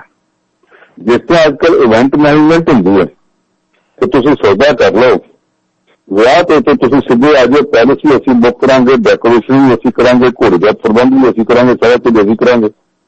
ਉਸੇ ਤਰ੍ਹਾਂ ਹੀ ਚੰਡੀਗੜ੍ਹ 'ਚ ਵਕੀਲਾਂ ਦਾ ਇੱਕ ਗਰੁੱਪ ਇਹ ਕੰਮ ਕਰਦਾ ਸੀ ਕਿ ਘਰਾਂ ਤੋਂ ਭੱਜ ਕੇ ਆ ਜਾਓ, ਸਾਡੇ ਕੋਲ ਪਹੁੰਚ ਜਾਓ, ਇੰਨੇ ਪੈਸੇ ਲਵਾਂਗੇ। ਜੇ ਤੁਸੀਂ ਸਿੱਖ ਹੈ ਤੇ ਗੁਰਦੁਆਰੇ ਦਾ, ਹਿੰਦੂ ਹੈ ਤੇ ਮੰਦਿਰ ਦਾ, ਜਿਹੜੇ ਵੀ ਧਰਮ ਦੇ ਪ੍ਰਬੰਧ ਅਸੀਂ ਕਰ ਲਾਂਗੇ, ਵਿਆਹ ਵੀ ਤੁਹਾਡਾ ਕਰਵਾ ਕੇ ਦਿਆਂਗੇ, ਇੰਨੇ ਪੈਸਿਆਂ 'ਚ ਤੁਹਾਨੂੰ ਟਿਕਣ ਦਾ ਟਿਕਾਣਾ ਵੀ ਲੈ ਕੇ ਦਿਆਂਗੇ ਤੇ ਪੁਲਿਸ ਦੀ ਸਿਕਿਉਰਿਟੀ ਵੀ ਲੈ ਜਾਵਾਂਗੇ। ਉਦੋਂ ਵੀ ਬਹੁਤ ਬਦਨਾਮੀ ਹੋਈ ਕਿ ਹਾਈਕੋਰਟ ਨੇ ਬਹੁਤ ਸਖਤੀ ਕੀਤੀ। ਥੋੜਾ ਚਿਰ ਕੰਮ ਰੁਕਿਆ ਤੇ ਫਿਰ ਚੱਲ ਪਿਆ ਜੀ। ਪੰਜ ਸਾਹਿਬ, ਇੱਕ ਜਿਹੜਾ ਨਵਾਂ ਮਾਮਲਾ ਚਰਚਾ ਦੇ ਵਿੱਚ ਹੈ ਕਿ ਸਨੀ ਦਿਓਲ ਨੇ ਭਾਈ ਖਰਚਣੇ 70 ਲੱਖ ਸੀ, 80 ਲੱਖ ਖਰਚ ਤੇ ਚੋਣ ਕਮਿਸ਼ਨ ਸਖਤ ਹੈ। ਚੋਣ ਕਮਿਸ਼ਨ ਤਾਂ ਆਪ ਉਹਨਾਂ ਦੇ ਹੱਕ ਦੇ ਵਿੱਚ ਹੈ, ਉਲਟ ਵੀ ਭੁਗਤ ਸਕਦਾ ਹੈ। ਹੁਣ ਨਾਲ ਕੁਛ ਕੁ ਨਾ ਹੋਰ ਹੈ ਕਿ ਹਰਸਿਮਰਤ ਕੌਰ ਬਾਦਲ ਹੋਰੇ, ਪ੍ਰਨੀਤ ਕੌਰ ਹੋਰੇ, ਇਹਨਾਂ ਤੋਂ ਵੀ ਪੁੱਛਗਿੱਛ ਇਸ ਮਾਮਲੇ 'ਚ ਹੋ ਸਕਦੀ ਹੈ। ਕਹਿੰਦੇ ਨਜ਼ਰਾਂ ਚੋਣ ਕਮਿਸ਼ਨ ਦੀਆਂ ਇੱਧਰ ਵੀ ਟਿਕੀਆਂ ਹੋਈਆਂ। ਅੱਜ ਸਵੇਰ ਦੀਆਂ ਅਖਬਾਰਾਂ ਦੇ ਵਿੱਚ ਮਨੀਸ਼ ਤਿਵਾੜੀ ਦਾ ਨਾਮ ਵੀ ਆ ਗਿਆ ਜੀ। ਇਹ ਸ਼ਿਕਾਇਤਾਂ ਅੱਗੇ ਵੀ ਹੁੰਦੀਆਂ ਨੇ ਔਰ ਸ਼ਿਕਾਇਤਾਂ ਹਰ ਵਾਰੀ ਜਿਹੜੇ ਜਿੱਤਣ ਵਾਲੇ ਪਾਰਲੀਮੈਂਟ ਮੈਂਬਰ ਹੈ ਉਹਨਾਂ ਦੇ ਖਿਲਾਫ ਹਾਰਨ ਵਾਲੇ ਉਮੀਦਵਾਰ ਕਰਦੇ ਹੁੰਦੇ ਨੇ ਜੀ। ਇਸ ਵਾਰੀ ਵੀ ਕਰਨਗੇ। ਕਈ ਸ਼ਿਕਾਇਤਾਂ ਇਹੋ ਜਿਹੀਆਂ ਹੁੰਦੀਆਂ ਜਿਹੜੀਆਂ 6-6 ਸਾਲ ਚੱਲਦੀਆਂ ਨੇ। ਪਾਰਲੀਮੈਂਟ ਮੈਂਬਰ ਆਪਣੇ 5 ਸਾਲ ਪੂਰੇ ਕਰਕੇ ਵਿਹਲਾ ਹੋ ਜਾਂਦਾ, ਅਗਲੀ ਚੋਣ ਲੜਦਾ ਤੇ ਪੁਰਾਣੀ ਚੋਣ ਦਾ ਕੇਸ ਅਜੇ ਚੱਲਦੇ ਰਹਿੰਦਾ। ਤੁਸੀਂ ਹੈਰਾਨ ਹੋਵੋਗੇ 2009 ਦੀਆਂ ਚੋਣਾਂ 'ਚ ਨਵਜੋਤ ਸਿੱਧੂ ਨੇ ਭਾਜਪਾ ਉਮੀਦਵਾਰ ਦੇ ਤੌਰ ਤੇ ਅੰਮ੍ਰਿਤਸਰ 'ਚ ਕਾਂਗਰਸ ਦੇ ਉਮੀਦਵਾਰ ਓਮ ਪ੍ਰਕਾਸ਼ ਸੋਨੀ ਨੂੰ ਹਰਾਤਾ ਜੀ। ਇਹ ਚੱਲਦਾ ਰਿਹਾ 5 ਸਾਲ ਲੰਘ ਗਏ। 2014 ਦੀ ਨਵੀਂ ਚੋਣ ਹੋ ਗਈ। ਉਹਦੇ 'ਚ ਅਰੁਣ ਜੇਤਲੀ ਨੂੰ ਹਰਾ ਕੇ ਉੱਥੋਂ ਕੈਪਟਨ ਅਮਰਿੰਦਰ ਸਿੰਘ ਜਿੱਤ ਗਿਆ ਤੇ ਕੇਸ ਫਿਰ ਵੀ ਚੱਲਦਾ ਰਿਹਾ। 2017 'ਚ ਨਵਜੋਤ ਸਿੱਧੂ ਕਾਂਗਰਸ 'ਚ ਆ ਗਿਆ, ਚੋਣ ਲੜੀ, ਪੰਜਾਬ ਦਾ ਮੰਤਰੀ ਬਣ ਗਿਆ ਤੇ ਓਮ ਪ੍ਰਕਾਸ਼ ਸੋਨੀ ਜਿਹੜਾ ਮੰਤਰੀ ਬਣ ਗਿਆ। ਦੋਵੇਂ ਮੰਤਰੀ ਇਕੱਠੇ ਬੈਠੇ ਸੀ। ਮੁੱਖ ਮੰਤਰੀ ਨੇ ਆਖਿਆ ਕਿ ਤੁਹਾਡਾ 2009 ਵਾਲਾ ਕੇਸ 8 ਸਾਲ ਹੋ ਗਏ ਚੱਲੀ ਜਾਂਦਾ, ਉਹਨੂੰ ਕਿਸੇ ਪਾਸੇ ਲਾ ਦੇ। ਤੇ ਦੋਵੇਂ ਇਕੱਠੇ ਜਾ ਕੇ ਸਮਝੌਤਾ ਕਰਕੇ ਦੇਤਾ। ਓਮ ਪ੍ਰਕਾਸ਼ ਸੋਨੀ ਨੇ ਆਪਣਾ ਕੇਸ ਵਾਪਸ ਲੈ ਲਿਆ ਜੇ ਨਵਜੋਤ ਸਿੰਘ ਸਿੱਧੂ ਨੇ ਕੁਝ ਗਲਤ ਕੀਤਾ ਸੀ ਤੇ ਕੇਸ ਵਾਪਸ ਕਰ ਲਿਆ। ਔਰ 8 ਸਾਲ ਕੇਸ ਦਾ ਚੱਲਦਾ ਹੁੰਦਾ, 5 ਸਾਲ ਦੀ ਮਿਆਦ ਹੁੰਦੀ, 8 ਸਾਲ ਕੇਸ ਚੱਲਦਾ, ਉਹਦਾ ਫਾਇਦਾ ਕੀ ਹੁੰਦਾ? ਏਦਾਂ ਦੇ ਕੇਸ ਇਸ ਵਾਰੀ ਵੀ ਬਹੁਤ ਸਾਰੇ ਮੈਂਬਰਾਂ ਦੇ ਖਿਲਾਫ ਹੋ ਗਏ ਨੇ। ਇਹ ਚੱਲਦੇ ਰਹਿਣੇ, ਇਹਨਾਂ 'ਚ ਬਣਨਾ ਕੁਛ ਨਹੀਂ। ਇਹਨਾਂ 'ਚ ਇੱਕੋ ਇੱਕ ਸੈਲਿਡ ਕੇਸ ਹੈ, ਸਟਰੋਂਗ ਕੇਸ ਹੈ, ਤੇ ਉਹ ਸਨੀ ਦਿਓਲ ਦੇ ਖਿਲਾਫ ਹੈ। ਸਨੀ ਦਿਓਲ ਦਾ ਮਾਮਲਾ ਇਹ ਆ ਕਿ ਉਹਨੇ ਇੱਕ ਚੁਸਤੀ ਕੀਤੀ ਕਿ ਚੋਣ ਲੜਨੀ ਸੀ, ਉਹਨੂੰ ਪਤਾ ਸੀ ਇੰਨੇ ਪੈਸਿਆਂ ਤੋਂ ਵੱਧ ਮੈਂ ਖਰਚਾ ਨਹੀਂ ਕਰ ਸਕਦਾ ਜੀ। ਉਹਨੇ ਆਪਣੇ ਖਰਚਿਆਂ ਦਾ ਸਾਰਾ ਪ੍ਰਬੰਧ ਇੱਥੇ ਕਰ ਲਿਆ।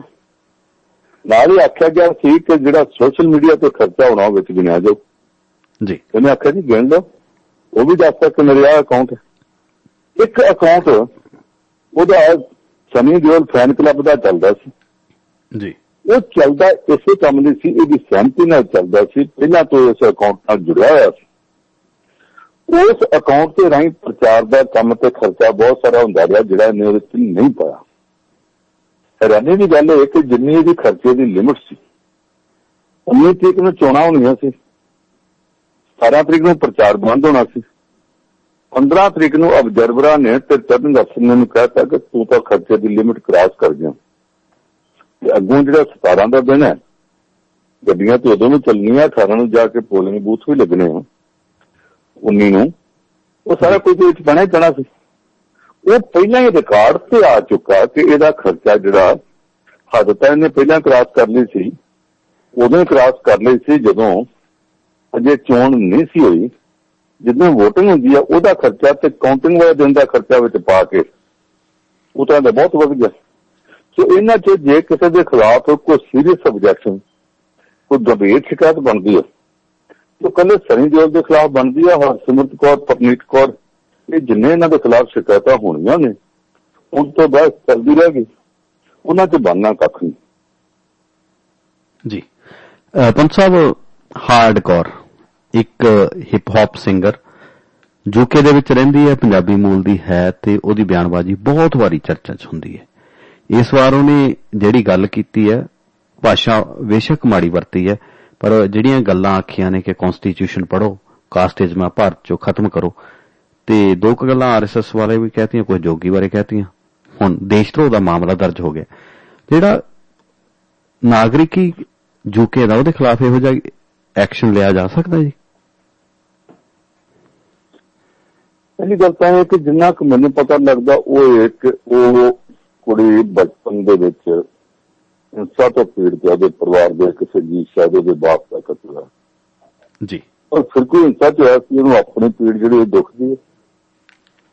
ਦੂਸਰਾ ਇਹ ਕਿ ਜੋ ਕੁਛ ਦਿੱਲੀ ਚ ਹੋਇਆ, ਉਹਦੇ ਤੋਂ ਬਹੁਤ ਸਾਰੇ ਲੋਕਾਂ ਦੇ ਮਨ ਦੁਖੀ ਹੋਏ।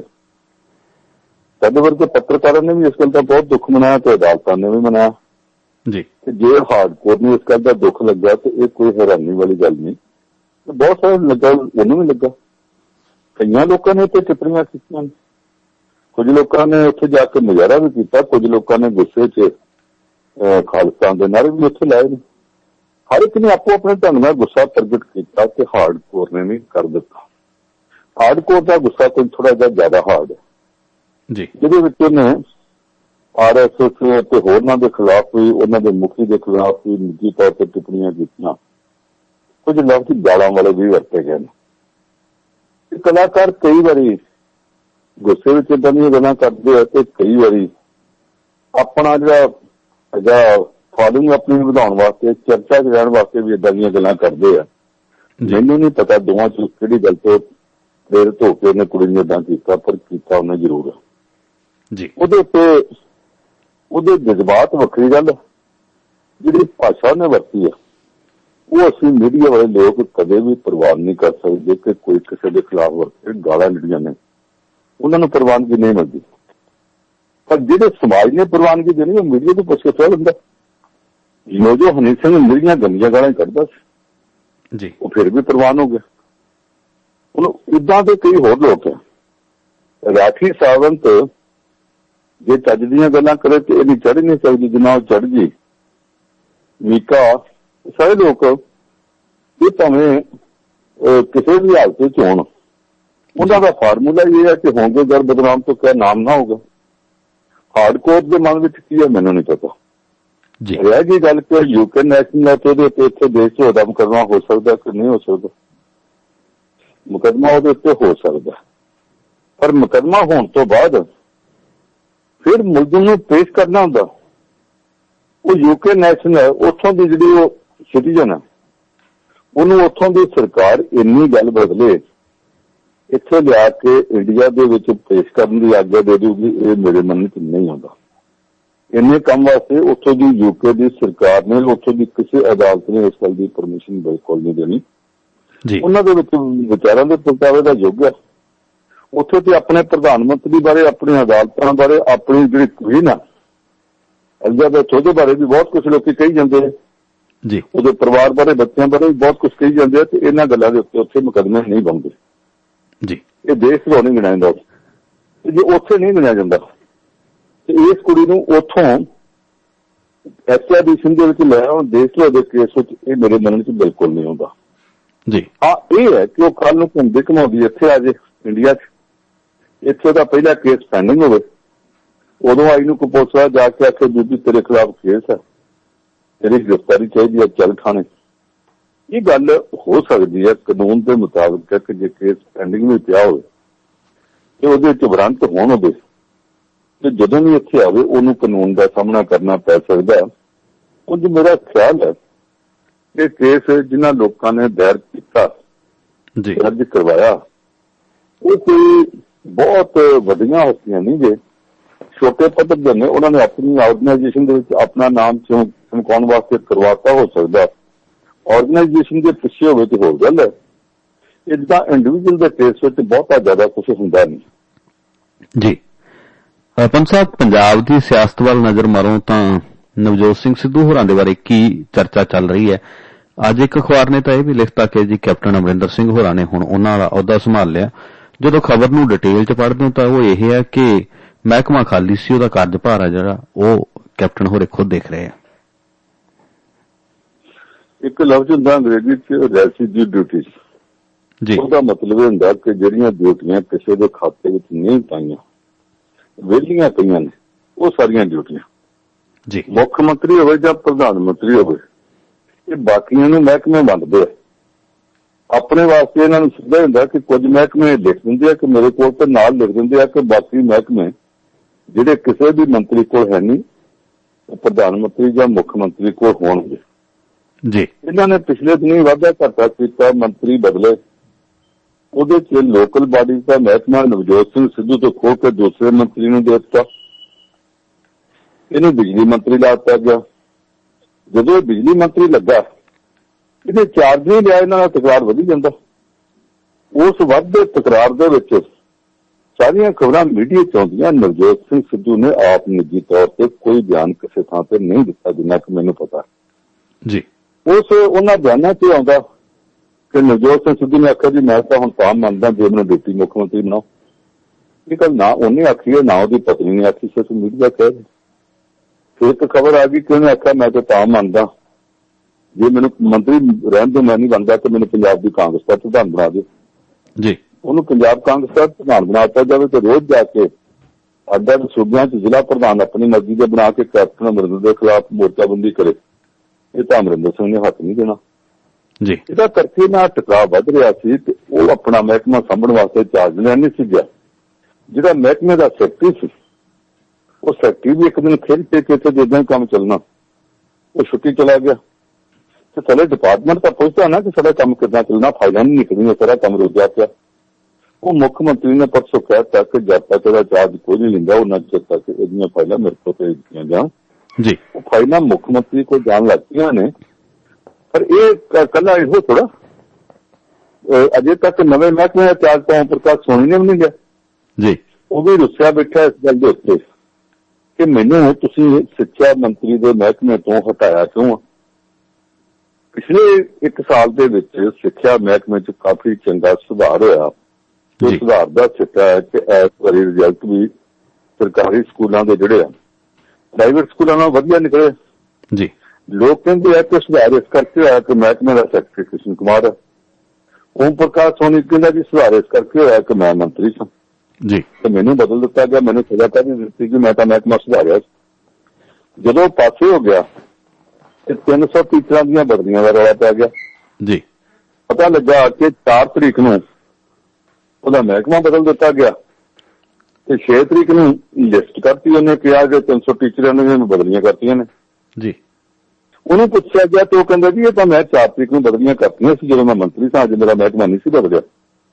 ਡਿਸਪੈਚ ਰਜਿਸਟਰ ਤੇ 2 ਦਿਨ ਬਾਅਦ 6 ਨੂੰ ਚੜੀਆਂ ਨੇ, ਮੇਰਾ ਕੋਈ ਕਸੂਰ ਨਹੀਂ। ਇੱਕ ਨਵੀਂ ਗੱਲ ਜਿਹੜੀ ਆ ਲੋਕਾਂ ਨੂੰ ਨਹੀਂ ਪਤਾ ਉਹ ਇਹ ਹੈ ਜੀ ਕਿ ਮਾਰਚ ਦੇ ਵਿੱਚ ਪੰਜਾਬ ਸਰਕਾਰ ਨੇ ਫੈਸਲਾ ਕੀਤਾ ਸੀ ਕਿ ਸਾਰੀਆਂ ਬਦਲੀਆਂ ਟੀਚਰਾਂ ਦੀਆਂ ਆਨਲਾਈਨ ਕੀਤੀਆਂ ਜਾਣਗੀਆਂ ਜੀ। तो फैसला 1 अप्रैल ਨੂੰ लागू हो गया ਸੀ। ਜੇ 1 अप्रैल ਨੂੰ लागू हो गया ਸੀ ਤੇ अप्रैल भी लंघ गया ਤੇ मई भी लंघ गया, 2 ਮਹੀਨੇ लंघ गए ਤੇ 4, 5, 6 ਜੂਨ ਨੂੰ ਜਾ ਕੇ ਓਮ ਪ੍ਰਕਾਸ਼ ਸੋਨੀ ਨੇ ਆਨਲਾਈਨ ਦੇ ਬਜਾਏ ਪੇਪਰ ਉੱਤੇ ਆਈਆਂ ਦਰਖਾਸਤਾਂ ਦੀਆਂ 300 ਬਦਲੀਆਂ ਕਿਉਂ ਕਰ ਦਿੱਤੀਆਂ ਜੀ? ਇਹਦਾ ਕੋਈ ਜਵਾਬ ਨਹੀਂ। ਹੁਣ ਰੇੜਕਾ ਤੇ ਉਹਨਾਂ ਦਾ ਵੀ ਹੈ ਤੇ ਕਿਉਂਕਿ ਓਮ ਪ੍ਰਕਾਸ਼ ਸੋਨੀ ਨੇ ਜਾ ਕੇ ਨਵਾਂ ਮਹਿਕਮਾ ਲਿਆ ਨਹੀਂ, ਆਪਣੀ ਜਿਹੜੀ ਤੇ ਉਹ ਵੀ ਨਵਜੋਤ ਸਿੰਘ ਸਿੱਧੂ ਵਾਂਗ ਅੜਿਆ ਖਲੋਤਾ। ਜੇ ਅੜਿਆ ਖੜਾ ਰਹੇਗਾ ਤਾਂ ਕੰਮ ਮਹਿਕਮੇ ਦਾ ਚੱਲਣਾ ਅੱਜ ਨਹੀਂ ਤੇ ਭਲਕੇ ਸਹੀ ਜੀ। ਉਹਦੇ ਵਾਲਾ ਮਹਿਕਮਾ ਵੀ ਫਿਰ ਮੁੱਖ ਮੰਤਰੀ ਜਾਂ ਕਿਸੇ ਹੋਰ ਨੂੰ ਸੌਂਪ ਦੂ, ਜੋ ਆਪਣੇ ਕੰਟਰੋਲ 'ਚ ਲੈ ਲੇਗਾ ਕਿ ਠੀਕ ਆ ਮਹਿਕਮੇ ਦਾ ਕੰਮ ਚੱਲਣ ਦਿਓ, ਜੇ ਰੁੱਸਿਆ ਤੇ ਰੁੱਸਿਆ ਰਹਿਣ ਦਿਓ। ਤੇ ਇਸ ਤਰ੍ਹਾਂ ਦਾ ਕੰਮ ਪੰਜਾਬ ਦੀ ਸਰਕਾਰ 'ਚ ਕਾਫੀ ਕੁਝ ਹੋ ਰਿਹਾ। ਇਹ ਕੁਛ ਲੋਕ ਰੁੱਸੇ ਫਿਰਦੇ ਆ। ਜੇ ਮਾਮਲਾ ਅਕਾਲੀ ਦਲ ਦਾ ਹੁੰਦਾ ਤੇ ਉੱਥੇ ਸਾਰਿਆਂ ਨੂੰ ਪਤਾ ਸੀ ਕਿ ਜੇ ਪਾਰਟੀ 'ਚ ਰਹਿਣਾ ਤੇ ਬਾਦਲ ਪਿਓ ਪੁੱਤ ਨੂੰ ਉਹਨਾਂ ਦਾ ਕਿਹਾ ਮੰਨ ਕੇ ਖੁਸ਼ ਕਰਨਾ ਹੀ ਪੈਣਾ। ਇੱਥੇ ਕਾਂਗਰਸ ਵਿੱਚ ਇਹ ਰਿਵਾਜ ਹੈ ਕਿ ਮੰਤਰੀ ਰੁੱਸ ਜਾਂਦੇ ਆ, ਫਿਰ ਦਿੱਲੀ ਨੂੰ ਤੁਰ ਜਾਂਦੇ ਆ, ਫਿਰ ਕੰਮ ਛੱਡ ਕੇ ਬਹਿ ਜਾਂਦੇ ਆ ਜੀ। ਤੇ ਮੁੱਖ ਮੰਤਰੀ ਦੀ ਜੁਰਤ ਨਹੀਂ ਕਿ ਉਹਨਾਂ ਨੂੰ ਸਖਤੀ ਕਰ ਸਕੇ। ਉਹਦਾ ਕਰਕੇ ਕਈ ਮੰਤਰੀ ਖਰਾਬ ਕਰਦੇ ਪਏ ਨੇ। ਮੁੱਖ ਮੰਤਰੀ ਦੇ ਨਾਲ ਲੱਗੇ ਕੁਝ ਅਫਸਰਾਂ ਦਾ ਵੀ ਜ਼ਿਕਰ ਆਉਂਦਾ ਕਿ ਉਹ ਵੀ ਚੱਜ ਨਾਲ ਮਹਿਕਮਾ ਨਹੀਂ ਚੱਲਣ ਦਿੰਦੇ ਜੀ। ਤੇ ਨਹੀਂ ਚੱਲਣ ਦਿੰਦੇ ਭਾਂਡਾ ਤਾਂ ਮੁੱਖ ਮੰਤਰੀ ਤੇ ਭੱਜਣਾ, ਉਹਨੂੰ ਸਮਝਣਾ ਚਾਹੀਦਾ। ਸਹੀ। ਪੰਤ ਸਾਹਿਬ, ਅੱਜ 21 ਜੂਨ ਹੈ ਔਰ ਅੱਜ ਵਰਲਡ ਮਿਊਜ਼ਿਕ ਡੇ ਵੀ ਹੈ। ਗੀਤ ਸੰਗੀਤ ਦੀ ਗੱਲ ਤਾਂ ਜੇ ਤੁਸੀਂ ਕਰਨੀ ਚਾਹੋ ਕਰ ਸਕਦੇ ਹੋ, ਕਈ ਵਾਰੀ ਗਾ ਵੀ ਲੈਂਦੇ ਹੋਗੇ, ਮੈਨੂੰ ਪਤਾ ਨਹੀਂ, ਵੈਸੇ ਲਿਖਦੇ ਸੋਹਣਾ ਤੁਸੀਂ। ਤੇ ਨਾਲ ਅੱਜ ਯੋਗਾ ਦਿਵਸ ਵੀ ਹੈ। ਇਸ ਦੇ ਉੱਤੇ ਰਾਮਦੇਵ ਹੋਰਾਂ ਦੀ ਟਿੱਪਣੀ ਹੈ ਕਿ ਨਾ ਨਹਿਰੂ ਨੇ ਤੇ ਨਾ ਗਾਂਧੀ ਪਰਿਵਾਰ ਨੇ ਯੋਗਾ ਦਾ ਸਨਮਾਨ ਹੀ ਨਹੀਂ ਕੀਤਾ, ਕਹਿੰਦੇ ਤਾਂ ਅਸੀਂ ਹੀ ਕਰ ਰਹੇ ਹਾਂ। ਦੇਖੋ, ਜਿਹੜੀਆਂ ਦੋ ਗੱਲਾਂ ਤੋਂ ਆਖੀਆਂ, ਮੈਂ ਇਹਨਾਂ ਦੋਵਾਂ ਤੋਂ ਪਾਸੇ ਰਹਿਣ ਵਾਲਾ ਬੰਦਾ ਜੀ। ਤੇ ਦੂਜਾ ਇਹ ਕਿ ਯੋਗਾ ਦੇ ਨਾਂ ਦੇ ਉੱਤੇ ਸਭ ਤੋਂ ਵੱਡਾ ਜੇ ਕੋਈ ਡਰਾਮੇਬਾਜ਼ ਹੈ ਤੇ ਉਹ ਯੋਗੀ ਰਾਮਦੇਵ ਬਾਬਾ ਜੀ। ਉਹ ਇਹ ਕਿਉਂ ਕਹਿੰਦਾ ਕਿ ਯੋਗਾ ਦਾ ਸਨਮਾਨ ਨਹਿਰੂ ਗਾਂਧੀ ਪਰਿਵਾਰ ਨੇ ਨਹੀਂ ਕੀਤਾ ਤੇ ਫਲਾਣੇ ਨੇ ਨਹੀਂ ਕੀਤਾ ਜੀ। ਜਦੋਂ ਇਹ ਜੀ ਉੱਧਰ ਨਹੀਂ ਸੀ ਉਦੋਂ ਤਾਂ ਨਹਿਰੂ ਗਾਂਧੀ ਪਰਿਵਾਰ ਤੇ ਤੀਸਰੇ ਦਰਾਂ ਦੇ ਉੱਤੇ ਜਾਂਦਾ ਹੁੰਦਾ ਸੀ, ਕਾਂਗਰਸ ਨੇ ਵੀ ਉਭਾਰਿਆ ਉਹਨਾਂ ਦਾ ਬੰਦਾ ਸੀ। ਇਹ ਜਦੋਂ ਕਹਿੰਦਾ ਯੋਗਾ, ਉਦੋਂ ਹੀ ਪਤਾ ਲੱਗ ਜਾਂਦਾ ਕਿ ਅਸਲੀ ਯੋਗੀ ਨਹੀਂ, ਅਸਲੀ ਯੋਗੀ ਜਿਹੜੇ ਉਹਨੂੰ ਯੋਗ ਕਹਿੰਦੇ, ਕੋਈ ਉਹਨਾਂ ਤੋਂ ਯੋਗਾ ਨਹੀਂ ਕਹਿੰਦਾ ਜੀ। ਇਹ ਤਾਂ ਜਦੋਂ ਅੰਗਰੇਜ਼ ਆਏ ਉਹਨਾਂ ਨੇ ਰਾਮ ਨੂੰ ਰਾਮਾ ਬਣਾਤਾ, ਕ੍ਰਿਸ਼ਨ ਨੂੰ ਕ੍ਰਿਸ਼ਨਾ ਬਣਾਤਾ, ਅਰਜਨ ਨੂੰ ਅਰਜੁਨਾ ਬਣਾਤਾ, ਲਕਸ਼ਮਣ ਨੂੰ ਲਕਸ਼ਮਣਾ ਬਣਾਤਾ। ਇਹ ਉਹਨਾਂ ਨੇ ਕੀਤਾ ਸੀ ਜੀ। ਉਦੋਂ ਹੀ ਯੋਗ ਤੋਂ ਯੋਗਾ ਬਣ ਗਿਆ ਸੀ। ਜਿਹੜੇ ਪੁਰਾਣੇ ਸਾਧੂ ਪਰੰਪਰਾ ਵਾਲੇ ਨੇ ਅੱਜ ਦੇ ਵੀ ਯੋਗੀ ਨੇ, ਉਹ ਸਾਰੇ ਤੇ ਯੋਗ ਨੂੰ ਯੋਗ ਕਹਿੰਦੇ, ਯੋਗਾ ਕਹਿੰਦੇ ਨਹੀਂ। ਉਹ ਕਹਿੰਦੇ ਜੀ ਯੋਗ ਸਾਧਨਾ ਹੁੰਦੀ ਸੀ ਜੀ। ਭਲਾ ਆਪਣਾ ਕਿਹੜਾ ਭਾਰਤੀ ਤੇ ਕਿਹੜਾ ਪੰਜਾਬੀ ਹੈ ਜਿਨ੍ਹਾਂ ਨੂੰ ਚਵਨ ਪ੍ਰਾਸ਼ ਦਾ ਨਹੀਂ ਪਤਾ, ਕਦੇ ਕਦਾਈ ਇੱਕ ਚਮਚਾ ਖਾ ਲੈਂਦੇ ਅਸੀਂ ਜੀ। ਜਿਹੜਾ ਚਵਨ ਦਿਸ਼ੀ ਸੀ ਜੀ ਤੋਂ ਚਵਨ ਪ੍ਰਾਸ਼ ਬਣਿਆ, ਉਹ ਯੋਗ ਕਰਦਾ ਸੀ, ਕਈ ਦਿਨ ਸਮਾਧੀ ਲਾ ਕੇ ਬੈਠਾ ਰਹਿੰਦਾ ਸੀ, ਆਪਣੇ ਸਾਰੇ ਸਰੀਰ ਤੇ ਕੰਟਰੋਲ ਹੁੰਦਾ ਸੀ। ਉਹਦੇ ਉੱਤੇ ਕਹਿੰਦੇ ਸਿਉਂਕ ਉਹਨੂੰ ਲੱਗ ਜਾਂਦੀ ਸੀ ਬੈਠੇ ਬੈਠੇ ਜੀ। ਯੋਗ ਸਮਾਧੀਆਂ ਏਦਾਂ ਦੀਆਂ ਸੀਗੀਆਂ। ਜਿਹੜਾ ਰਾਮਦੇਵ ਟਪੂਸੀਆਂ ਦੀਆਂ ਮਾਰਦਾ, ਇਹ ਯੋਗ ਨਹੀਂ ਗਾ, ਇਹ ਤਾਂ ਇੱਕ ਕਿਸਮ ਦੀ ਫਿਜ਼ੀਕਲ ਟ੍ਰੇਨਿੰਗ ਵਾਲੀਆਂ ਪੀਟੀ ਦੀਆਂ ਐਕਸਰਸਾਈਜ਼ ਨੇ ਉਹ ਕਰਦਾ ਜੀ। ਉਹਨੂੰ ਯੋਗ ਜੁਗਾੜ ਲੱਗਦਾ ਪੰਨੂ ਸਾਹਿਬ, ਯੋਗ ਘੱਟ ਜੁਗਾੜ ਵੱਧ। ਹਾਂਜੀ, ਜੁਗਾੜ ਲੱਗਦਾ, ਮੈਂ ਕਿਹਾ ਯੋਗ ਨਹੀਂ। ਔਰ ਜੁਗਾੜ ਹੈ, ਸਾਫ਼ ਹੈ। ਅੱਛਾ, ਮੇਰੀ ਕਈ ਵਾਰੀ ਆਰਥੋਪੈਡਿਕ ਜਿਹੜੇ ਹੱਡੀਆਂ ਦੇ ਸਰਜਨ ਨਾਲ ਗੱਲ ਹੁੰਦੀ ਆ ਜੀ। ਕਹਿੰਦੇ ਜੀ ਅਸੀਂ ਤਾਂ ਯੋਗ ਰਾਮਦੇਵ ਦੇ ਫੋਟੋ ਨੂੰ ਧੋਪ ਦਿੰਦੇ। ਮੈਂ ਕਿਹਾ ਕਿਉਂ, ਬਹੁਤ ਵਧੀਆ ਯੋਗੀ ਹੈ। ਕਹਿੰਦੇ ਸਾਡੇ ਵਾਸਤੇ ਵਧੀਆ, ਕਿਉਂਕਿ ਲੋਕਾਂ ਨੂੰ ਇਹ ਦੱਸਦਾ ਕਿ ਫਲਾਣੇ ਆਸਨ ਦੇ ਆ ਫਾਇਦੇ ਆ, ਪਰ ਕੋਈ ਵੀ ਆਸਨ ਕਰਨਾ ਹੋਵੇ ਉਹਦੇ ਵਾਸਤੇ ਤਿਆਰੀ ਵੀ ਚਾਹੀਦੀ, ਆਫਟਰ ਇਫੈਕਟਸ ਹੁੰਦੇ ਆ। ਤੁਸੀਂ ਗਰਾਊਂਡ 'ਚ ਜਾ ਕੇ ਵੀ ਇੱਕਦਮ ਖੇਡ ਨਹੀਂ ਲੱਗ ਜਾਂਦੇ, ਪਹਿਲਾਂ 5-7 ਗੇੜੇ ਲਾਉਂਦੇ ਆ, ਸਰੀਰ ਨੂੰ ਵਾਰਮ ਅਪ ਕਰਦੇ। ਉਹ ਕਹਿੰਦੇ ਯੋਗ ਵਾਸਤੇ ਵੀ ਵਾਰਮ ਅਪ ਕਰਨਾ ਪੈਂਦਾ, ਸਰੀਰ ਨੂੰ ਤਿਆਰ ਕਰਨਾ ਪੈਂਦਾ। ਇਹ ਲੋਕਾਂ ਨੂੰ ਕਹਿੰਦਾ ਏਦਾਂ ਦਾ ਆਸਨ ਕਰੋ ਤੇ ਲੋਕ ਕਰ ਲੈਂਦੇ ਆ, ਲੋਕਾਂ ਨੂੰ ਇਹ ਨਹੀਂ ਪਤਾ ਕਿ ਵਾਰਮ ਅਪ ਵੀ ਕਰਨਾ। ਦੂਸਰਾ ਇਹ ਕਿ ਜਦੋਂ ਗਰਮਾ ਗਰਮ ਹੋ ਤੇ ਤੁਸੀਂ ਹੁਣੇ ਅਜੇ ਯੋਗ ਦੀ ਆਸਣ ਕਰਕੇ ਹਟੇ ਹੋ। ਉਸ ਵਕਤ ਖੜੇ ਪੈਰ ਪਾਣੀ 'ਚ ਨਹੀਂ ਜਾਣਾ, ਕੀ ਕਰਨਾ ਕੀ ਨਹੀਂ ਕਰਨਾ, ਇਸ ਕਮਰੇ 'ਚ ਨਹੀਂ ਜਾਣਾ, ਟੈਂਪਰੇਚਰ ਦਾ ਖਿਆਲ ਰੱਖਣਾ, ਉਹ ਕਹਿੰਦੇ ਇਹ ਕਿਸੇ ਨੂੰ ਨਹੀਂ ਦੱਸਦਾ। ਉਹਦਾ ਨਤੀਜਾ ਇਹ ਨਿਕਲਦਾ ਕਿ ਇਹਦੇ ਕੈਂਪਾਂ 'ਚ ਜਾਣ ਵਾਲੇ ਲੋਕ 10 ਦਿਨ ਉੱਥੇ ਜਾਂਦੇ ਆ ਤੇ 11ਵੇਂ ਦਿਨ ਮੁੜ ਕੇ ਸਾਡੇ ਕੋਲ ਆ ਜਾਂਦੇ ਜੀ ਆ ਸ਼ੁਰੂ ਹੋ ਗਿਆ ਕੰਮ, ਦਰਦ ਹੁੰਦੀ ਕੀ ਕਰੀਏ ਜੀ। ਉਹ ਡਾਕਟਰ ਦੱਸਦੇ ਕਿ ਬੰਦਾ ਇਲਾਜ ਦੇ ਨਾਂ ਦੇ ਉੱਤੇ ਲੋਕਾਂ ਨੂੰ ਗੁੰਮਰਾਹ ਕਰ ਰਿਹਾ। ਹੁਣ ਇਹ ਚਲੋ ਕਰਦੇ ਨੇ, ਪ੍ਰਧਾਨ ਮੰਤਰੀ ਸਾਹਿਬ ਕਰਨ ਜੀ। ਮੈਂ ਯੋਗ ਦੇ ਖਿਲਾਫ ਨਹੀਂ, ਆਪ ਮੈਂ ਨਹੀਂ ਬਿਲਕੁਲ ਕਰਦਾ, ਮੈਂ ਇਹਦੇ ਖਿਲਾਫ ਨਹੀਂ। ਮੈਂ ਸਮਝਦਾ ਕਿ ਇਹਦੇ ਚ ਯੋਗ ਦੀ ਇੱਕ ਸਾਧਨਾ ਹੁੰਦੀ ਸੀ, ਉਹ ਸਾਧਨਾ ਕਰਨ ਵਾਲਿਆਂ ਨੂੰ ਸਾਧੂ ਕਿਹਾ ਜਾਂਦਾ ਸੀ ਤੇ ਸਾਧਵੀਆਂ ਕਿਹਾ ਜਾਂਦਾ ਸੀ। ਅੱਜ ਕੱਲ੍ਹ ਯੋਗ ਦੀ ਸਾਧਨਾ ਨਹੀਂ ਹੋ ਰਹੀ, ਡਰਾਮਾ ਹੋ ਰਿਹਾ। ਜੇ ਕੋਈ ਯੋਗ ਦੀ ਸਾਧਨਾ ਕਰੇ ਤੇ ਇਹਦੇ ਵਿੱਚੋਂ ਬਹੁਤ ਸਾਰਾ ਉਹਦਾ ਫਾਇਦਾ ਹੋ ਸਕਦਾ। ਜਿਹੜਾ ਕੋਈ ਕਰ ਸਕਦਾ ਉਹਨੂੰ ਕਰਨੀ ਵੀ ਚਾਹੀਦੀ ਹੈ। ਪਰ ਜਿਹੜਾ ਤਮਾਸ਼ਾ ਹੋ ਰਿਹਾ, ਇਹ ਸਾਰਾ ਜਗਤ ਤਮਾਸ਼ਾ ਜਿਹੜਾ ਇਹਦਾ ਹਿੱਸਾ ਬਣਨ ਦਾ ਕਿਸੇ ਨੂੰ ਕੋਈ ਫਾਇਦਾ ਨਹੀਂ ਹੋਣਾ। ਇਹ ਤਾਂ ਜਿਹੜਾ ਕਰਦਾ ਕਰੀ ਜਾਵੇ, ਅਸੀਂ ਕਿਸੇ ਨੂੰ ਰੋਕਦੇ ਨਹੀਂ। ਜਿਹੜੇ ਨਹੀਂ ਕਰਦੇ ਉਹਨਾਂ ਨੂੰ ਵੀ ਮੰਦਾ ਚੰਗਾ ਕਹਿਣ ਦਾ ਕੋਈ ਮਤਲਬ ਨਹੀਂ। ਇਹ ਰਾਮਦੇਵ ਜਦੋਂ ਕਹਿੰਦਾ ਕਿ ਨਹਿਰੂ ਗਾਂਧੀ ਪਰਿਵਾਰ ਆ, ਉਹ ਅਸਲ ਚ ਨਰਿੰਦਰ ਮੋਦੀ ਨੂੰ ਤੇ ਸੰਘ ਪਰਿਵਾਰ ਨੂੰ ਖੁਸ਼ ਕਰਨ ਵਾਸਤੇ ਗਾਂਧੀ ਪਰਿਵਾਰ ਤੇ ਹਮਲਾ ਕਰਦਾ ਜੀ।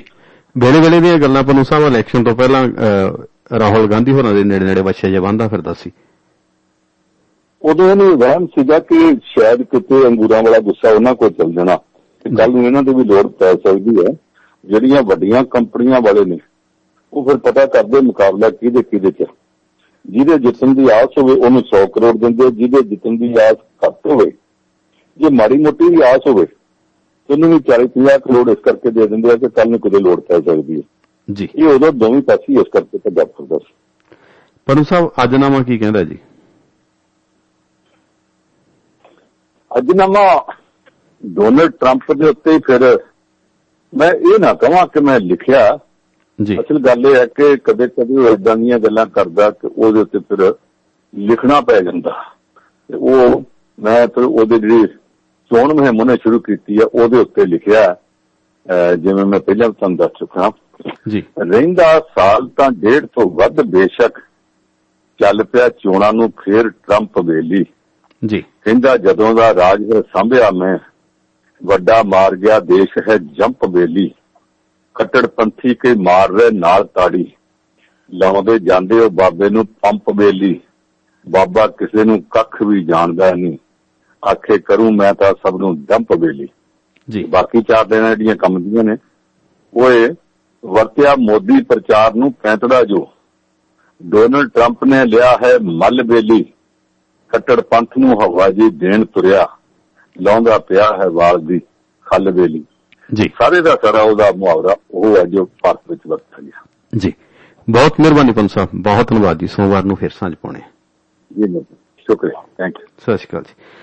ਦੋਸਤੋ, ਜਤਿੰਦਰ ਪੰਨੂ ਸਾਹਿਬ ਦੇ ਨਾਲ ਤੁਸੀਂ ਗੱਲਬਾਤ ਸੁਣ ਰਹੇ ਸੀ। ਸਹਿਯੋਗ ਸੀ ਭਾਈ ਸੁੱਖਾ ਸੰਧੂ ਸਾਹਿਬ, ਅੰਡਿਆਨਾ ਇੰਡੀਅਨ ਐਪਲਸ ਵਾਲਿਆਂ ਦਾ। ਸੋ ਮਿਲਦੇ ਹਾਂ ਬ੍ਰੇਕ ਤੋਂ ਬਾਅਦ।